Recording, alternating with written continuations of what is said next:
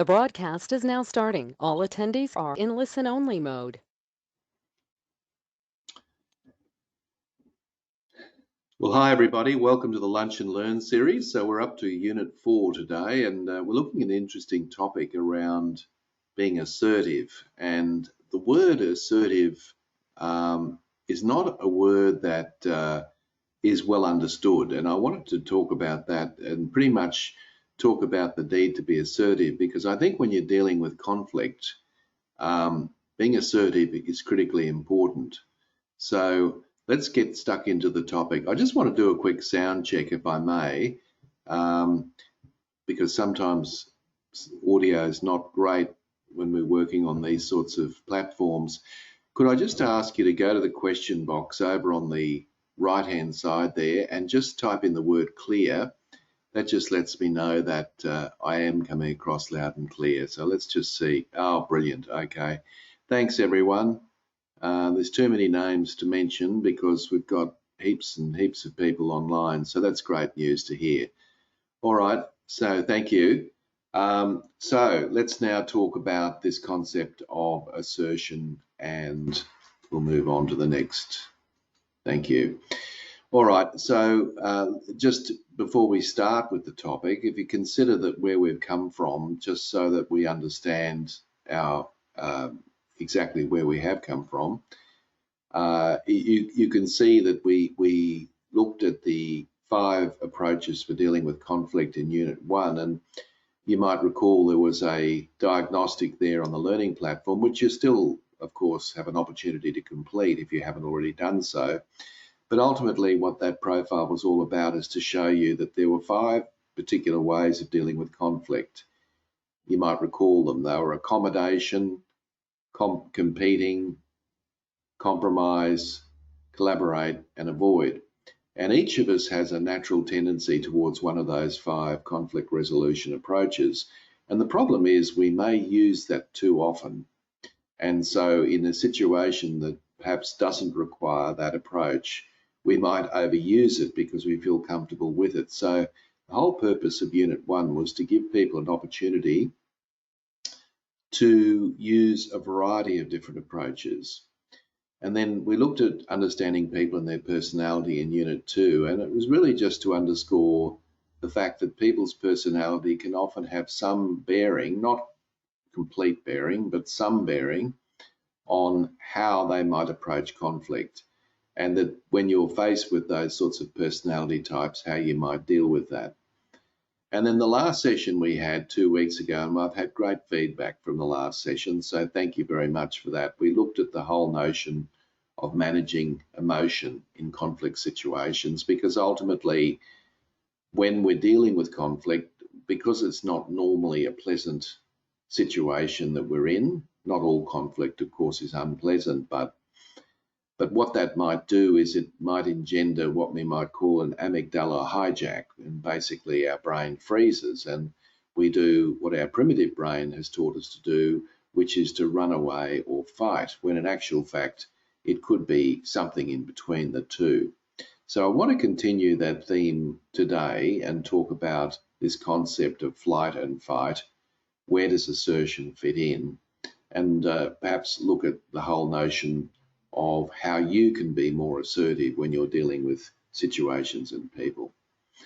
As usual, please, in the question box there where you typed in the word clear, if you've got a question anytime during today's presentation, type it in the moment you think about it, and I'll respond to it the moment I see it.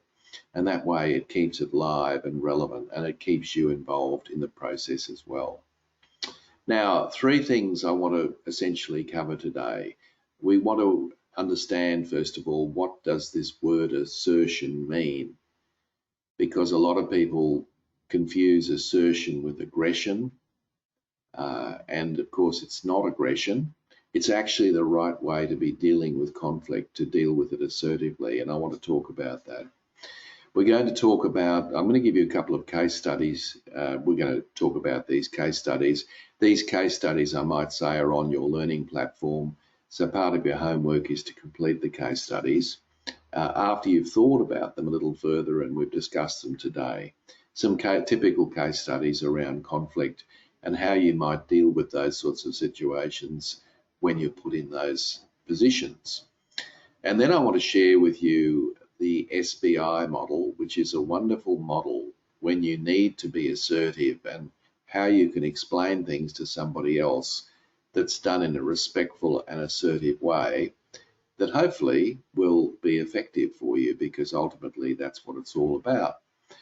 All right, so 3 things we're doing today. Now, let's move on to a definition of assertion. Now, with assertion, this is my definition, but of course you'll find other definitions, but the variations on the definitions aren't particularly different. But assertion is really an honest, direct, and appropriate expression of one's feelings, thoughts, and beliefs. So that's what assertion is. Now, yelling and screaming, you might say, is an honest depiction of how we're thinking, but actually it's not, because the other person's not listening to you because you're jumping up and down. It's direct, it's honest, but it's not necessarily appropriate. So appropriateness is critically important to being assertive. It's that, I guess it's that line between being aggressive and passive.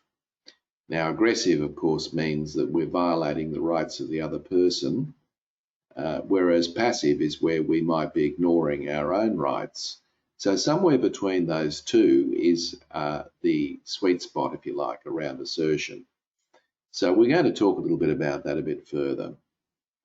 Now, when you and I act assertively, and I would also say this to you, that it's impossible to generalize and say that that person there is assertive and that person's not.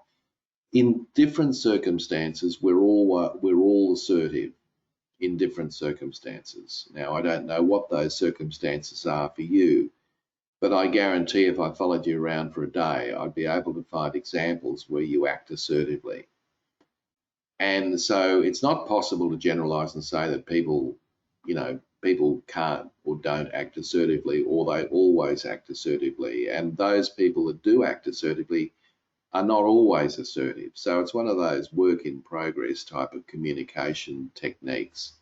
But ultimately, if you had to define it a bit further, ultimately what assertion means is that you are protecting your rights, but at the same time you are respecting the rights of the other person.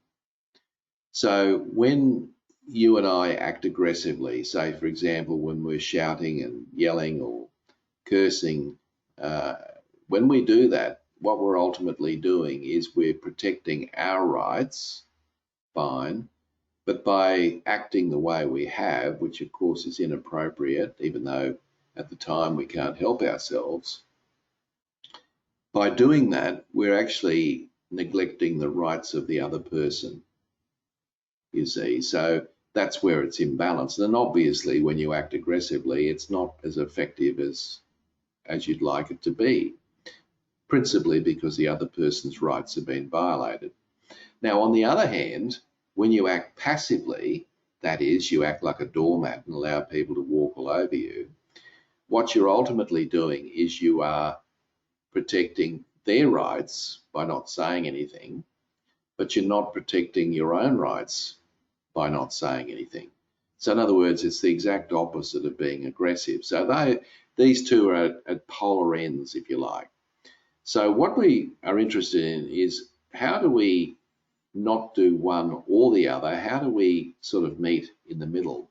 Well, this is what we call assertive behavior. So when we act assertively, we are respecting the rights of the other person to disagree with us, but at the same time, we're also respecting our rights to assert a point of view that might be different to theirs. And so assertion, if you're looking for another definition of it, is where there is a balance between protecting my rights to assert a point of view, but also respecting the rights of other people to have a different point of view. So that's what it means. Now, when you think about people in your workplace who are pretty assertive most of the time, what goes with that is a lot of respect, because you kind of know that they're being appropriate, but at the same time, they're not a doormat. They're not allowing people to walk all over them. So it's not something you're born with. It's something that you learn. It's not some innate talent that people have actually got through, just being born. It's actually a skill. So the interesting thing is that when you act aggressively to other people, what actually happens is your self-esteem goes down, even though initially you might justify it by thinking, well, I'm glad I shouted and yelled at that person because they deserved it. But ultimately, you'll walk away with that empty feeling in your stomach thinking, I probably shouldn't have acted that way. Now, your self-esteem will take a hit. But equally, when you act passively, in other words, when you allow other people to walk all over you, you may initially justify it by saying that, let sleeping dogs lie, or it's not going to worry me too much. But ultimately, you'll have that sick feeling in your stomach thinking to yourself, well, I probably should have said something, or I should have spoken up in the meeting, or I shouldn't have allowed that person to do what they did. So your self-esteem again takes a hit.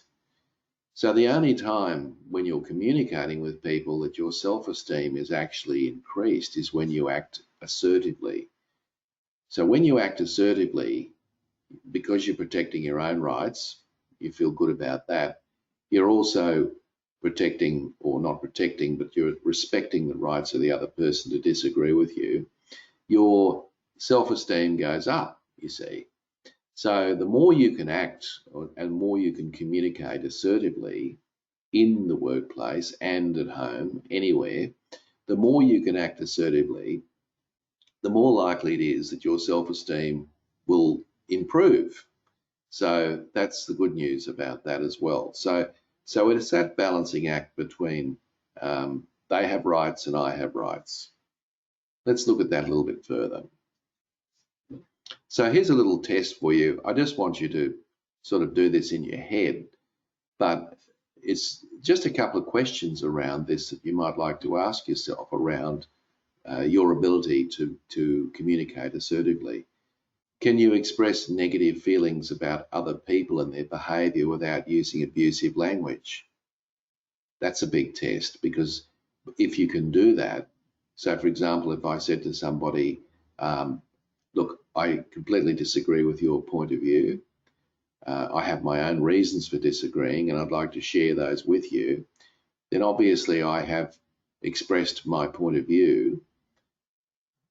Or I might even say to somebody, I find what you just said to be quite offensive. You see, I've said it in a balanced way. I still feel that way. I'm expressing it, but I'm not doing it by jumping up and down. I'm doing that in a way that's protecting my right to express that point of view, but also to acknowledge that the other person, of course, has a point of view that might be different to mine. So that's a little test for you. What about the second one here? Can you accept criticism without being defensive? So when somebody criticizes you, I guess it depends on why they're criticizing you, whether your interpretation is that the criticism is fair and just.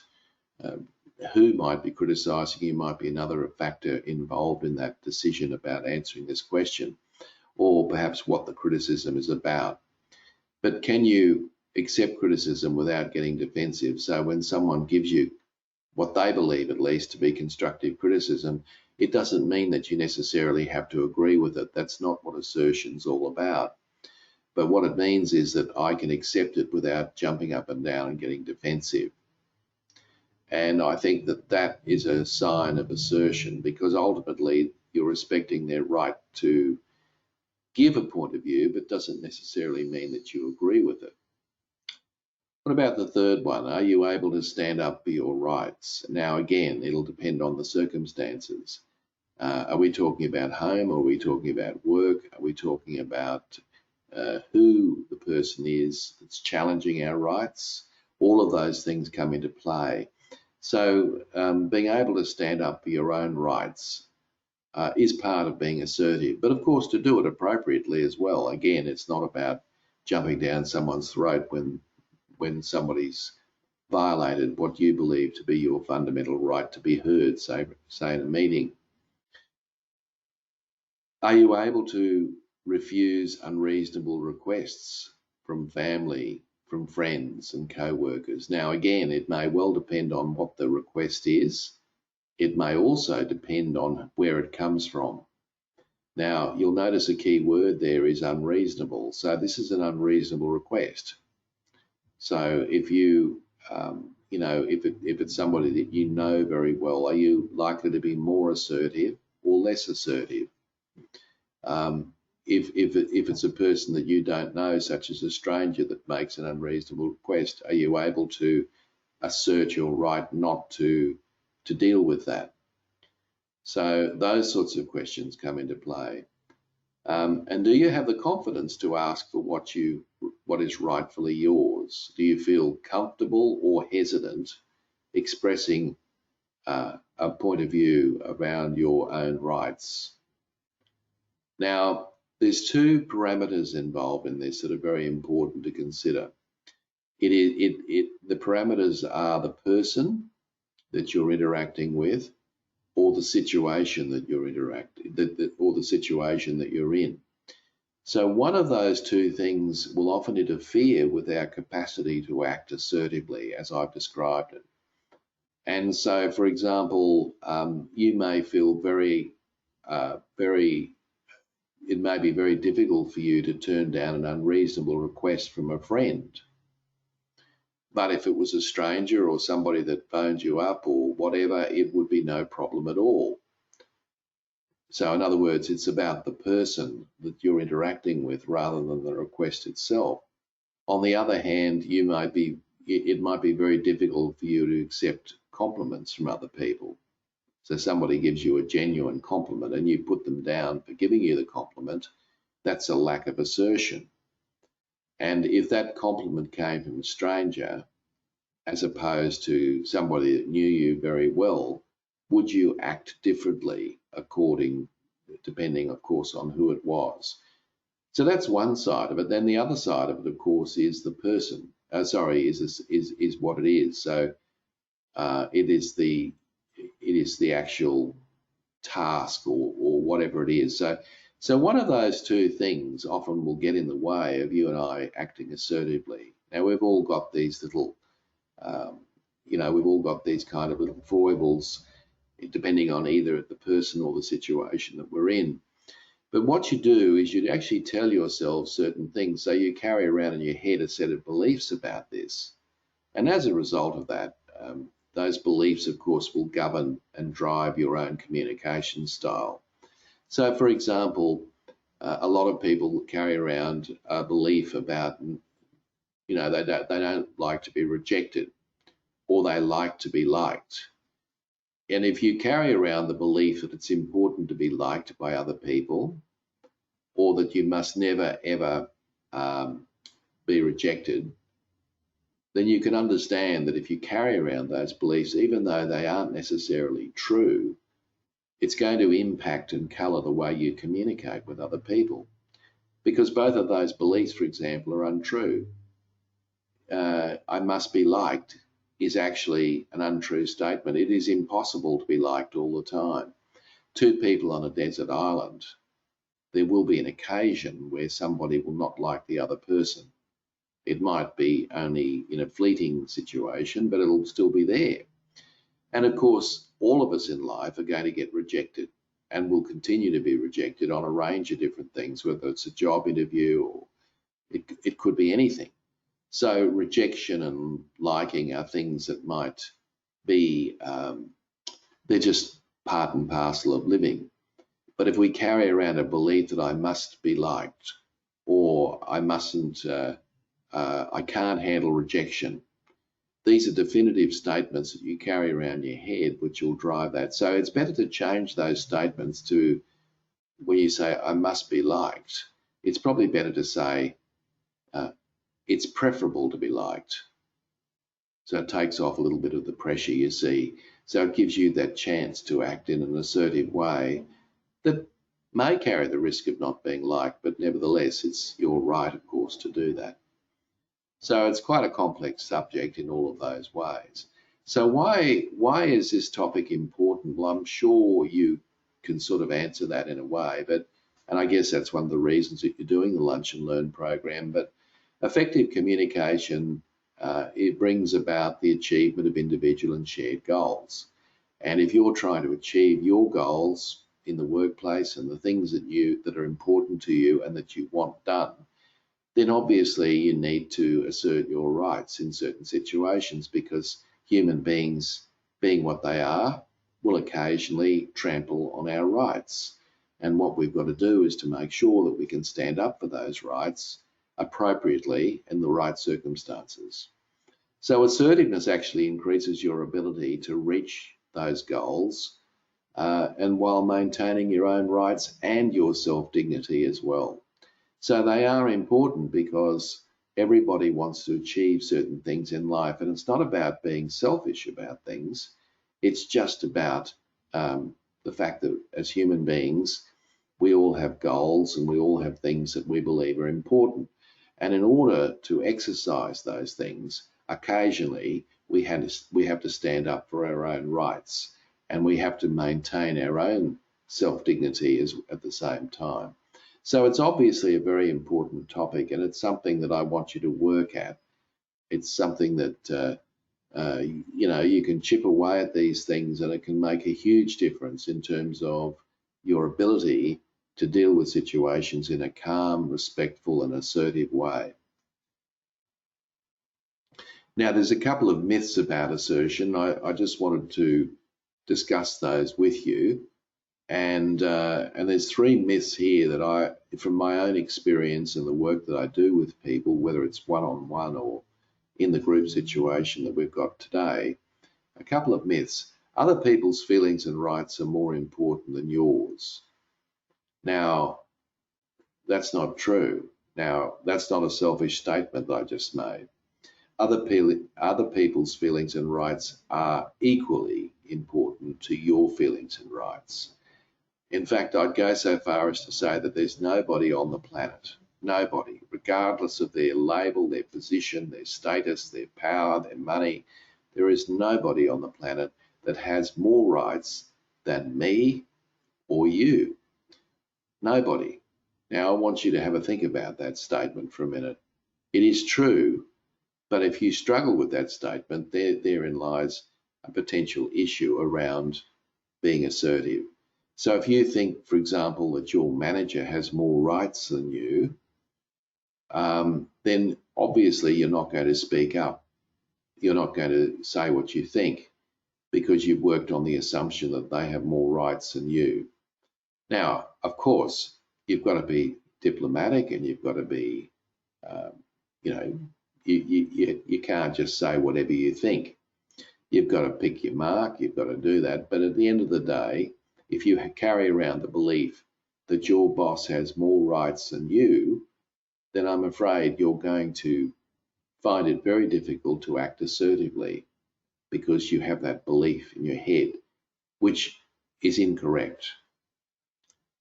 Another belief that I often find that people come across is that you will offend people by acting assertively. This is wrong. And in fact, I could almost go so far as to say, if you don't act assertively, you can offend people. So for example, if you don't speak up in a meeting, and later on that person finds out that that you have a strong belief and you didn't speak up in the meeting for the sake of harmony, right? You will offend them, because they'll think you're being hypocritical, and they'll probably think, well, why didn't you speak up? On the other hand, if you decided to act aggressively in that meeting and told the other person, that was a silly idea or whatever, well, obviously you're going to offend them by acting that way. So you see, you and I are going to offend people no matter what we do. I might be offending you now. I hope not, but I may be. I may make a statement today or any time during the Lunch and Learn that you might find offensive. That's just life. I can't control that unless I want to be a hermit and just, hide in a cave. I have to accept the fact that I am going to offend people at different times. Moreover, I have no control over that, really. I mean, I can certainly offend people easily if I want to, but even if I don't want to, I'm going to offend people. So if we carry around that point of view in our heads, it's likely to impact on our ability to speak up at different times. Now, the third myth around assertion is that you are not important enough to express your rights and feelings. Now, of course, again, this is wrong. You have as many rights and valid feelings as anybody else, and you have a perfect right to communicate those feelings and rights. Whether you do or not could largely depend on this belief that you don't think that, oh, I'm the most junior person in the team, so therefore I don't really have a right to say what I really think. So you can see that these things can impact on our ability to communicate effectively with other people. So all of us, me, you, everybody, all of us have a set of beliefs inside our head that aren't necessarily true. And what those beliefs do, it's a bit like a software package in a computer. The software package will drive what you can and can't do on a computer. And this software package in your head will again govern the way you communicate or don't communicate with other people. So the question for you is to work out what some of those myths are that you're carrying around and to try to question those, because that's extremely important. Okay, I've just got a question here. I was just going to ask people if they'd like to have questions. Oh, sorry, it's just I need to jump out of the session now. Look forward to the remainder of the session on the recording.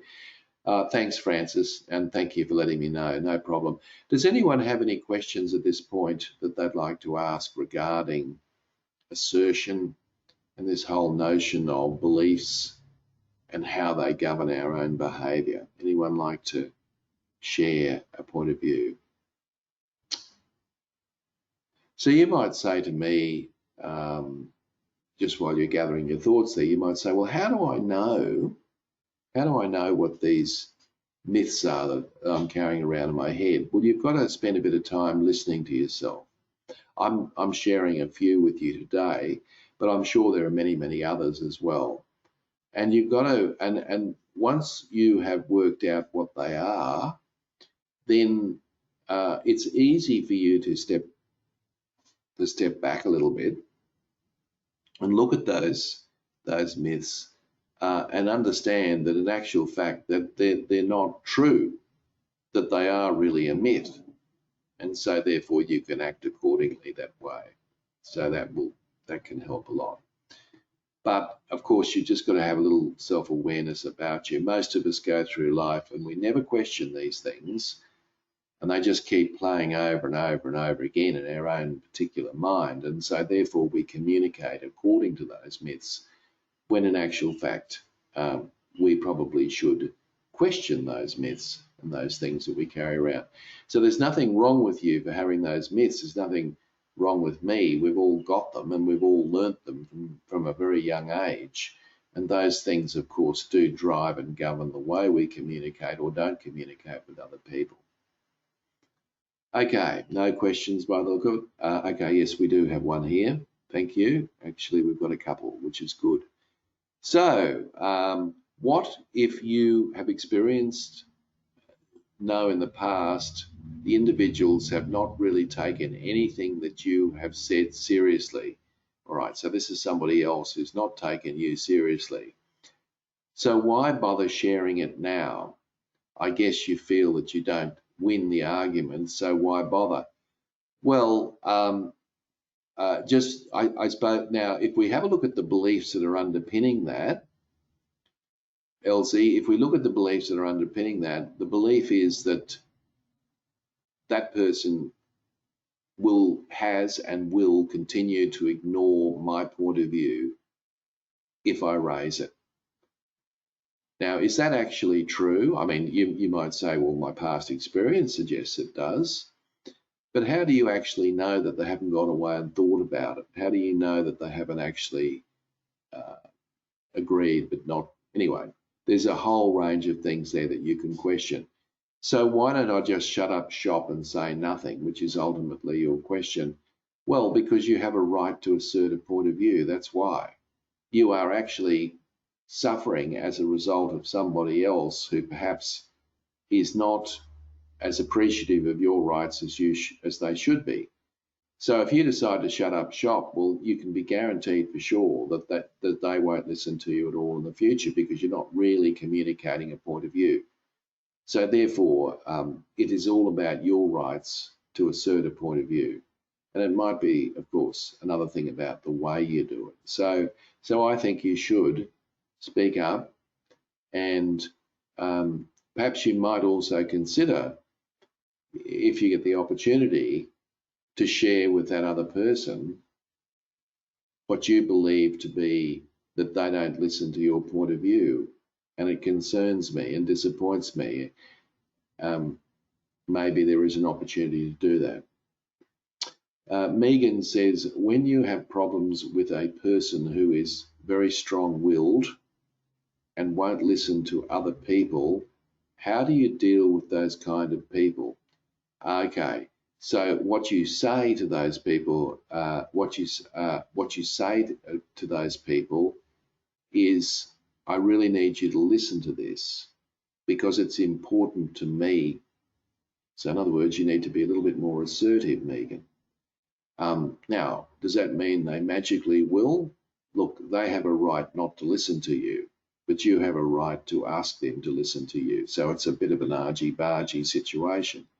The good, I wouldn't call it good news, but the reality is you're not probably the only person that they treat that way. So it wouldn't be, it may not be a personal thing about you in that sense.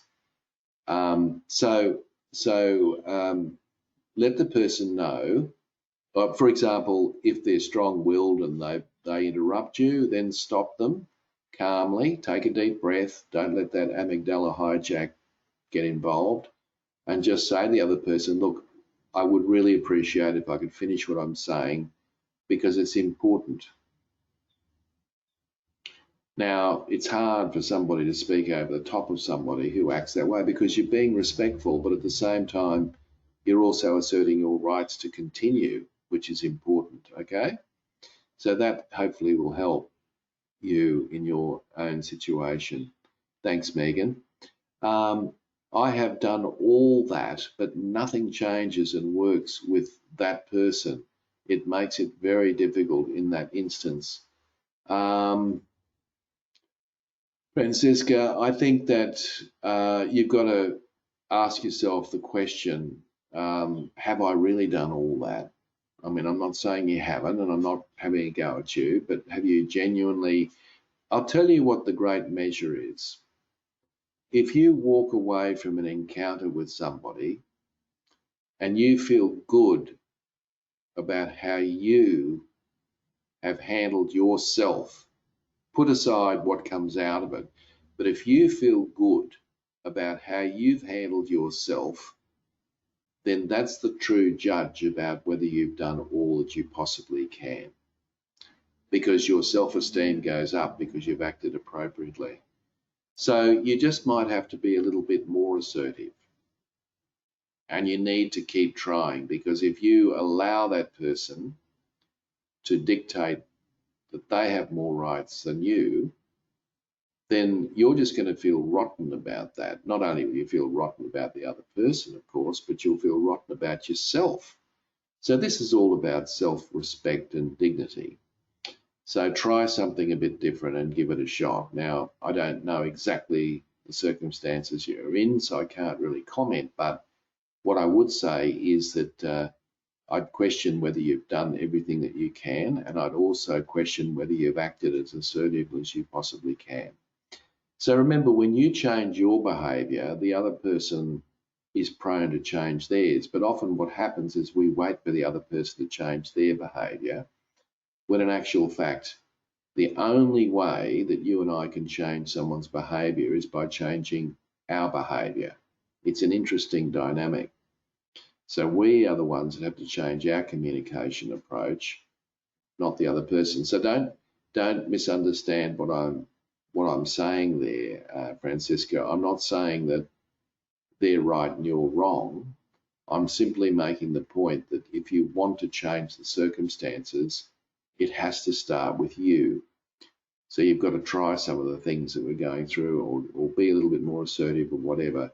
So maybe you mightn't be satisfied with my response, but I think what I'm trying to get at there is that you need to just try a few things, take it a next step, and see what happens. But thanks for the questions, guys. I appreciate that very much. All right, let's talk about what keeps you from being assertive. The fear of change. Okay, the refusal to admit submissiveness. So sometimes, we can act very nice and submissive to other people, and we don't really acknowledge that we're really doing that. We make excuses for that. And because we make excuses for that, we never get around to being assertive. It could be the fear of ruining the relationship. I'm so worried that our relationship will be ruined if I act assertively. In actual fact, if you act assertively, it will improve the relationship. Now, if it doesn't improve the relationship by acting assertively, then you had no relationship to start with. So therefore, it's not a question of, ruining the relationship. If you show me a good relationship between two people, whether it's a personal relationship, a genuinely good one, whether it's a personal relationship or whether it's a work relationship, I will show you two people who are willing to act assertively with each other. So good relationships are predicated on the notion of assertion. And of course, some people lack confidence. And I'm hoping that what the Lunch and Learn series will do is perhaps inject a little bit of confidence in you to try some different things with different people and see how it works for you. But please understand that often what people do is they beat up on themselves twice. They beat up on themselves because they perhaps allowed somebody else to take advantage of them. And then when you didn't react the way you should, in other words, to act assertively, you beat up on yourself again. So you get a double whammy. And the whole idea is to be kind with yourself and realize that you're doing the best you possibly can. I've just got another comment here. I want to help with a certain area in a basketball competition, and I asked the coordinator why he didn't want me to help him. When I mentioned he is very busy and very good at what he does, he let me help him. Just trying to see, whoop, I missed that one. I've lost half of it there, sorry. Here we go. Bear with me, I've just lost the thread. Here we go. Yes, here we go. I mentioned he's very busy and very good at what he does. He let me help him. Here we go. I made him feel very important. Yeah, look, I think that's fine, Megan, and it sounds like a good result. But of course, you have a right to sort of say what you did say, and you have a right, of course, to help them out, assuming. But they have a right, of course, to reject that help too, which of course is what they've been doing. So it's one of those things that and maybe I would suggest to you that what's happened there is that they may have felt that you thought that they were incapable, and because you thought they were incapable or substandard or something, I don't know what, they were sort of defensive about it. But of course, when you complimented them, they realised, of course, that that wasn't the case, and they were quite open to that. So well done. And by the way, um, mentioning to them that you observe that they're very busy and very good at what they do is assertion, because you're giving them positive feedback. Okay, and that's probably why it works. So great example. Thank you. Okay, so you have rights to be assertive. The other person has rights to be assertive. You have the right to request that other people change their behaviour if they are infringing on your rights. Have you thought about that? You have a right to request that other people change their behaviour if they are infringing on your rights. All right, I mean, if somebody, for example, doesn't listen to you, and a couple of you talked about some strong personalities, if someone doesn't listen to you ever, and you get this impression, you have a perfectly valid right to say that I really need you to listen to me, that I really need you to hear what I'm saying. That's a perfectly valid right of yours, because otherwise they're being disrespectful to you. Now, what you say might be complete rubbish, and what you say may well be rejected by the other person, but you have a perfect right to make a comment and be heard, and to allow the other person to hear that comment. You also have a right to express your needs, even if they are illogical. Have you ever thought about that? You have a right to have a bad day. You have a right to be irrational at different points of view. Of course you do. You're a human being just like me. But be aware that these responsibilities attached also have rights attached to them as well. So what it means is that every now and again I perhaps need to accept the fact that I'm perhaps going too far or whatever, and address that. So all rights have responsibilities is basically the point I'm trying to make there. So let's look at some case studies, if I may. I'm just mindful of time, so let's just run through some. I'm not actually, what I'll do is I'll probably just share these with you, and then what I'd like you to do is to go into the learning platform at the end of this and respond to these based on what you've learned today. But let me just sort of share with you. So you've got a situation where Joan's in a meeting. Joan is at a meeting where the topic is the viability of a project. Okay, so you're talking about whether we should continue this or not. She's been working on this project for 3 months straight. She has not said a word for the whole last hour in the meeting. So everyone else has talked about it, but she hasn't. Suddenly she jumps in and accuses you of cancelling the project based on a personal dislike towards her. So how do you respond to Joan? If she did that in a meeting, what would you do? What would you say? So you've got the luxury in your learning platform to have a think about how you might approach that. Here's another one. The photocopy is broken down for 2 days, so some piece of machinery in the office is not working. Sam asks the administrative assistant to call for repairs several times. So not once, several times, but with no effect. So he says nothing, and he calls the repairer himself. After all, he thinks she's probably too busy typing up the report he gave her this morning. So how does Sam approach the admin assistant? So Sam's already contacted the the repairs. He needs to communicate that back to the admin assistant. How does he go about doing that in an assertive way? These are all practical things. Here's another one. Judy's boss asks her to go on an important business trip, which will carry over into the weekend of her sister's wedding. Judy feels that she can't refuse her boss and plans to send her spouse to the wedding in her place. How does Judy approach her manager about that situation? So how would you act assertively to protect your rights? What would you do? How would you say it? So there's some things to think about. Now, there are some keys, other things that you might like to think about as well that's in your learning platform, some things. There's a video in there on assertion.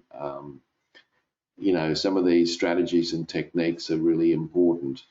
Non-verbally, the most powerful technique that I can suggest to you is eye contact, absolutely critical. So when you are acting assertively, the more you can maintain good, steady eye contact, assuming, of course, you're with the person face to face, the more you can do that, the more convincing you will be. And of course, the flip side's true. The less eye contact you make when you're acting assertively, because you may feel guilty about your behavior because it violates one of those programs that you've got going on in your head, the less convincing you're going to be.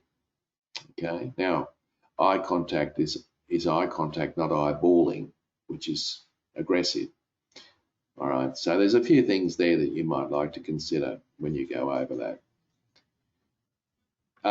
You have a perfect right to say no to unreasonable requests, and I think there's a way of doing that that's very relevant, and one of those ways is to actually say no.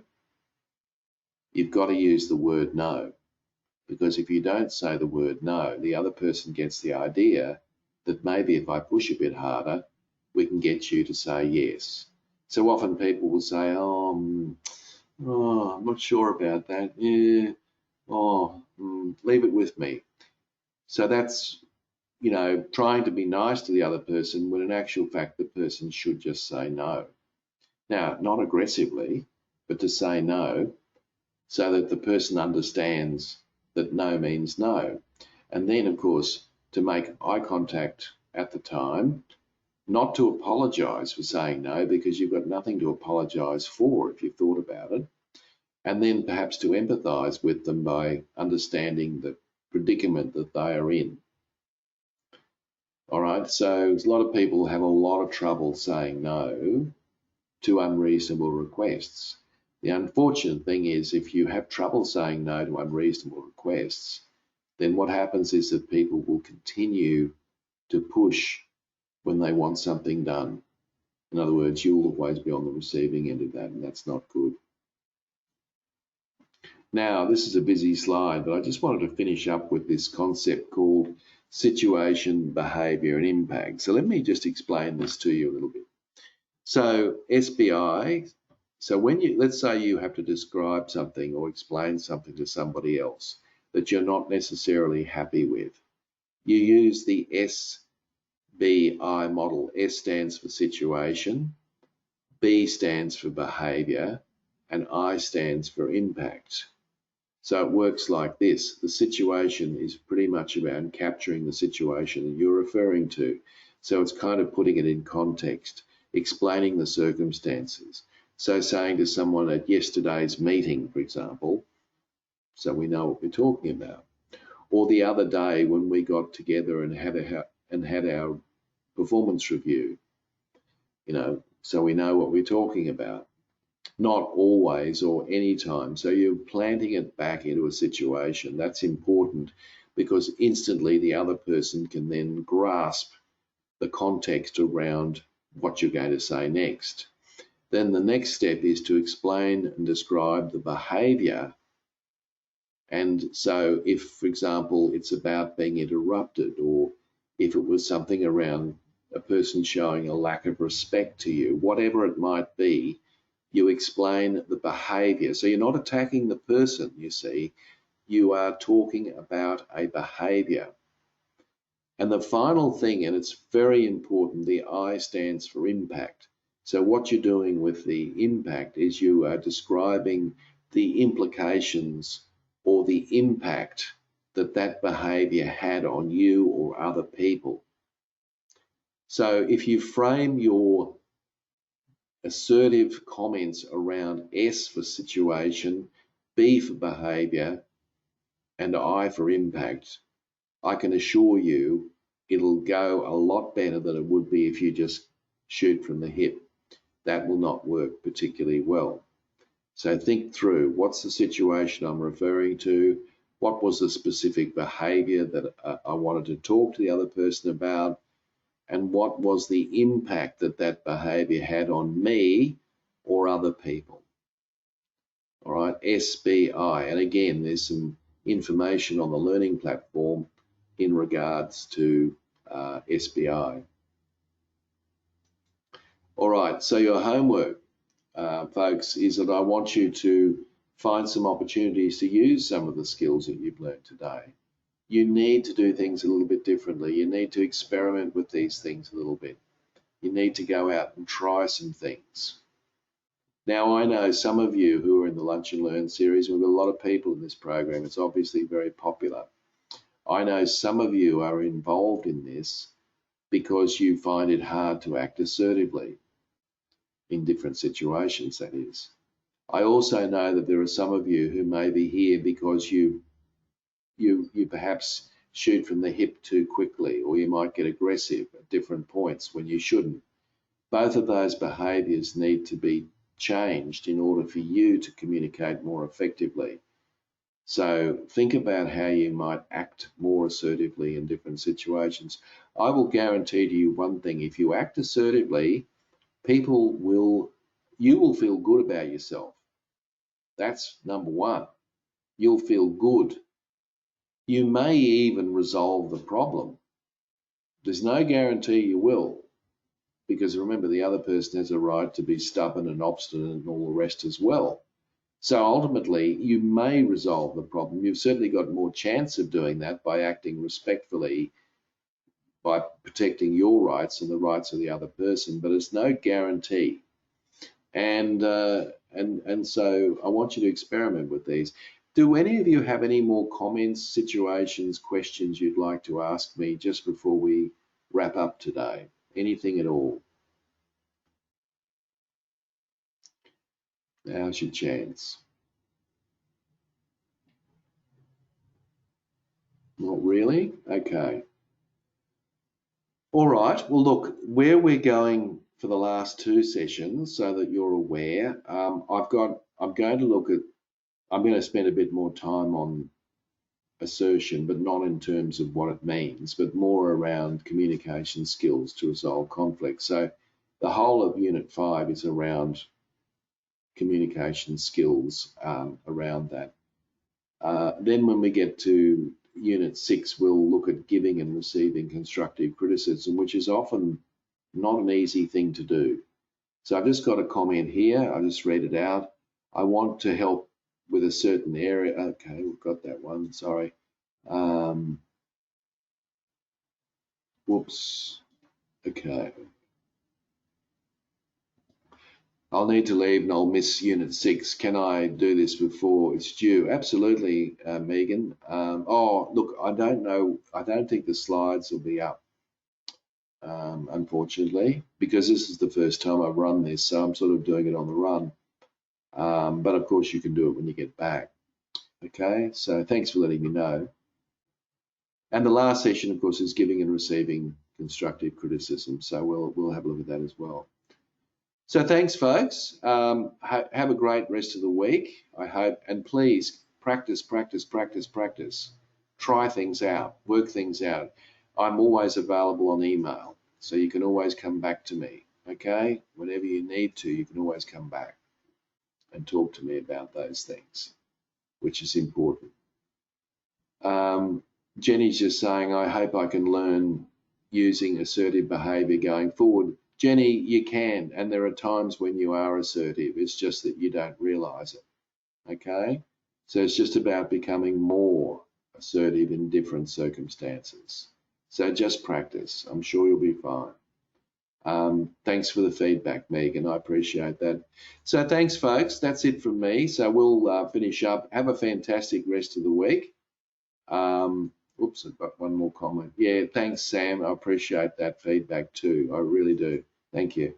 All right, have a great week, guys, and we'll catch up in a fortnight. Thank you and goodbye.